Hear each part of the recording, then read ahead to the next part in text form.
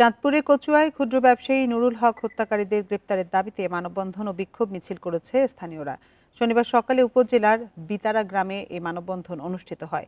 এ সময় বক্তারা বলেন, হত্যার 22 দিন পেরিয়ে গেলেও এখনো ধরাছোঁয়ার বাইরে রয়েছে মূল আসামিরা। বান্ডেল থাকলে প্রতি সেনমানিতে টাকা বাঁচবে। বিকাশ সেনমানি বান্ডেল কিনে জিতুন প্রতি লেনদেনে। এ সময় হত্যায় জড়িতদের দ্রুত গ্রেপ্তারের দাবি জানান তারা। এর আগে 12 এপ্রিল পূর্ব শত্রুতার জেরে ঘর থেকে ডেকে নিয়ে নুরুল হককে দেশীয় অস্ত্র দিয়ে কুপিয়ে হত্যা করে শুকুর আলী, জাহাঙ্গীর আলম ও জালাল সহ অন্যান্যরা। এ ঘটনায় জড়িত জালাল উদ্দিন নামে এক গ্রাম পুলিশকে গ্রেপ্তার করলেও মূল আসামিরা রয়েছে পলাতক।